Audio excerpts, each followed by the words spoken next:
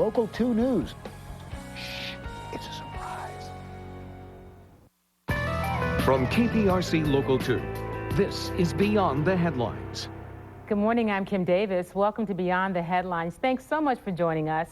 From time to time, we bring in experts who share information to help you grow your career, your business, and or your brand. Well, today is one of those days. What do you get when you add one baby boomer, a Gen Yer, and social media? Socialtunities, I love that word. Crystal Washington is our resident Gen Yer. She's a social media expert, public speaker, and marketing strategist. Karen McCullough is a baby boomer. She's a branding expert, keynote speaker, author, and consultant. They both have a whole lot more I could say about them, but good morning and thank you for being here. Good morning. So I know you recently did a seminar that talked about this Socialtunities, and I thought it'd be great for the Beyond the Headlines audience because, one, I just think the word is cool. What is Socialtunities? Well, basically, Socialtunities is leveraging social media to gain more opportunities in your business and career.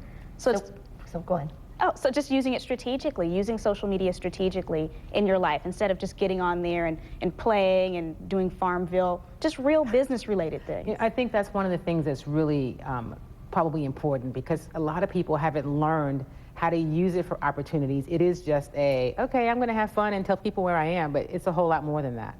Well, it is, and we thought we took the two words, social media and opportunities, and we married them, and we came up with Socialtunities, and we think that hopefully it will stick, and people will begin to see and understand that there's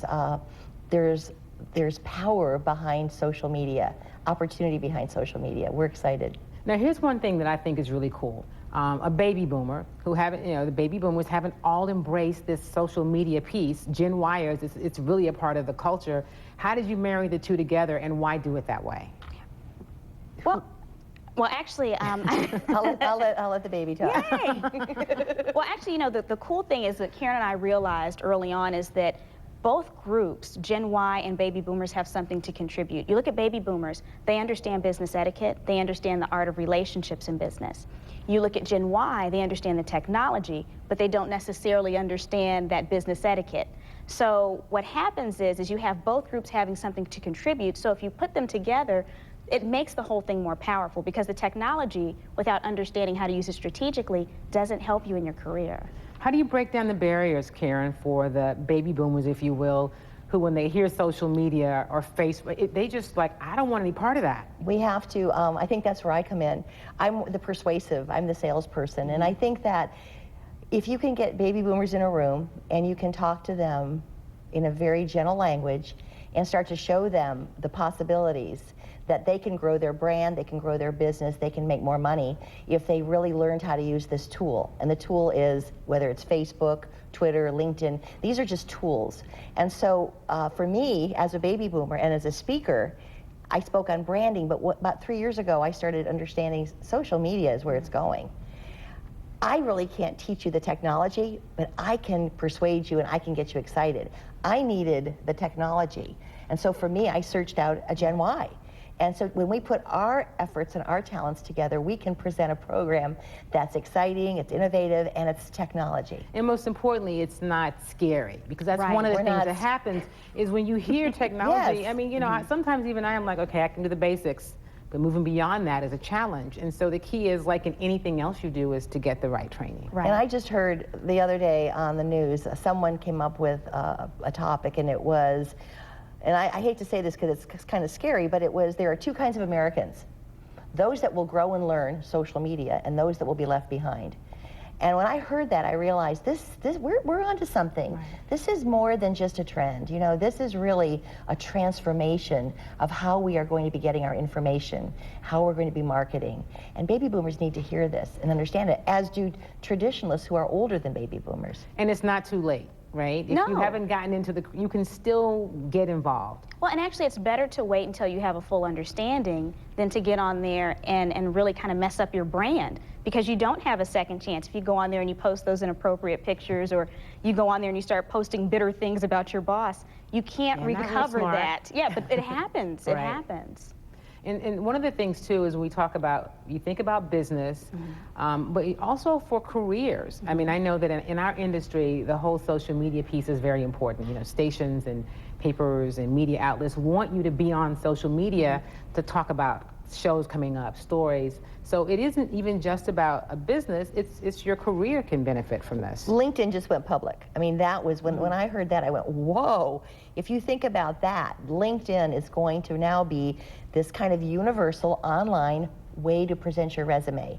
But it's not going to be your daddy's resume or your grandpa's resume. It's going to be this new way of presenting yourself, branding yourself. So whether you are sitting behind a desk working for someone or making those desks and being an entrepreneur, you need to understand you have a brand. And that this social media thing, you know, is going to help you get that brand message out to the right people. So there are some who think, you know, well, I have a job that I'm pleased with. Why would I be on LinkedIn?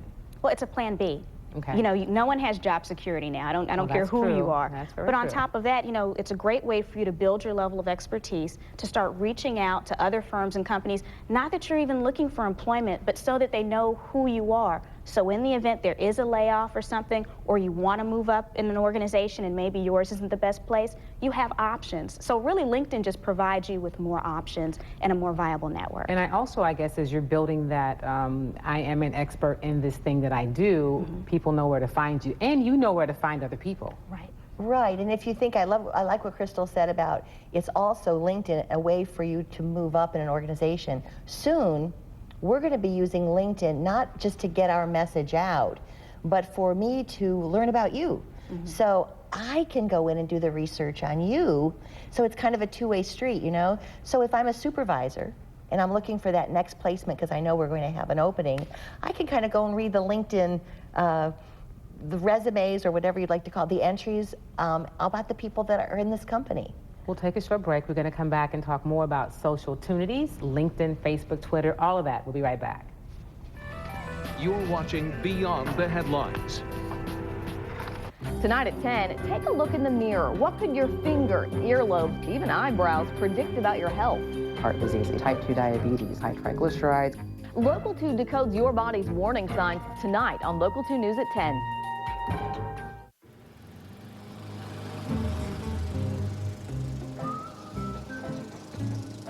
At Louisiane, we specially blend our tea for iced tea, so that you get glass after refreshing glass of porch swings and cool breezes all day long. So brew yourself a pitcher, pour a glass, and find your front porch. Louisiane Authentic Southern Iced Tea. Now your favorite varieties have a brand new look. What does it mean to call yourself a Texan? It means we don't back down from a challenge no matter what. We look out for our neighbors and rise to the occasion in times of need.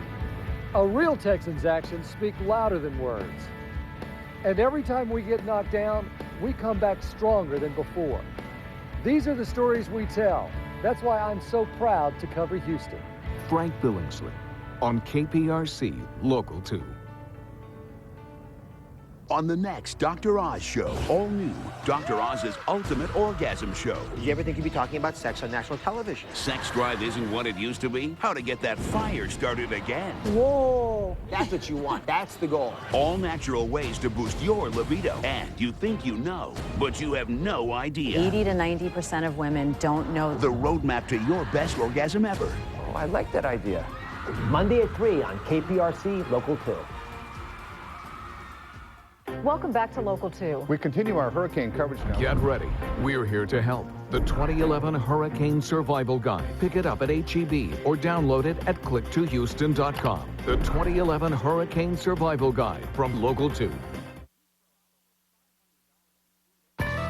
You're watching Beyond the Headlines. Welcome back. We are talking about Socialtunities. That's a new word. I want you to learn that, and you can say you learned it right here on Beyond the Headlines. In the break, we talked a little bit about a few things, but one of the topics we want to make sure we cover is branding. We hear that a lot. What does it mean? What should we know about this branding thing? Who wants to start? Well, you're the branding expert. Okay, I'll start. I love it. Think about this.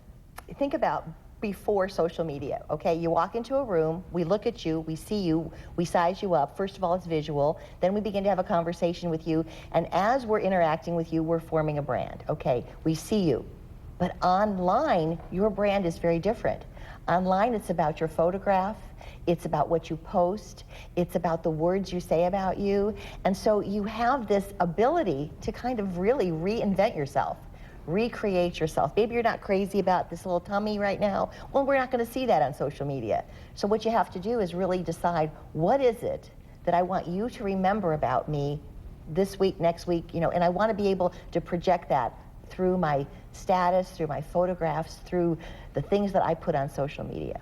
So we really control our brand. You do, and not only do you control what you're putting out there initially, but even in your interactions, it's amazing how much people can read about you in terms of them watching you interact with other people. Let's say that someone posts something that maybe they shouldn't on your profile. How do you react to that?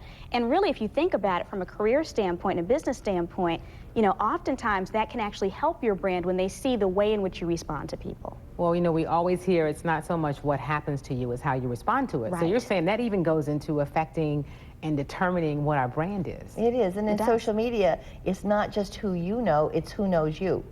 And so we want to present a brand that's attractive, that is exciting and interesting, and I want you to come to me.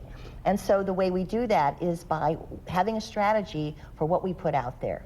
So there's a strategy, or there should be a strategy in all of these different platforms, right? Right, thinking of, yes. So, you know, I think, like for me, you know, it was the longest before I got on Facebook, and I got on and I got it, it made sense. And I'm on Twitter and I tweet, but I have not mastered how you get a lot of people to follow you or pay attention. There's a strategy to that. Right. And so it's really about understanding and learning those things. And I guess realizing that it's important to have a strategy with that as you do with anything else. You know, as we're talking, sometimes this right now could scare people. Okay, I've got to do this, I've got to learn that, I've got to learn how to tweet, I've got to have a status on Facebook. Oh, what I think we want to share is that this is a process, and it takes a long time. And as we're talking, it's kind of like we're giving you water out of a fire hose, you know, all this information. We want you just to start and do little bits. But the biggest piece is before you start, before you put that first status up there on Facebook, look at your picture. Make sure it's the picture that says who you are. You know, for me, I have a lot of comedy in my keynotes, okay? So I'm not going to put up a real uptight professional picture. Mine is going to reflect a little bit of humor. I make sure that my posts have a little bit of humor in them. Because that's who you are. Because that's who I want you to know that I am. So that when you hire me to come in, you know that my programs are always going to have a little twinge of humor to them. Now, I'm not a comic, but I am humorous. I think you've got to begin to really pull through the words. Who are you? So you have to first understand that before you can really project that to somebody else. Right, and it takes a while for you to develop that. I mean, developing a bio that you're going to use on all your social media profiles, uniformly, the exact same bio, except for Twitter, which is a little shorter. Figuring out what you want people to know about you, and really slimming it down too, because you don't want to have a paragraph. Right, we'll take a short break. We're going to come back and talk more about this branding piece in Socialtunities. We'll be right back.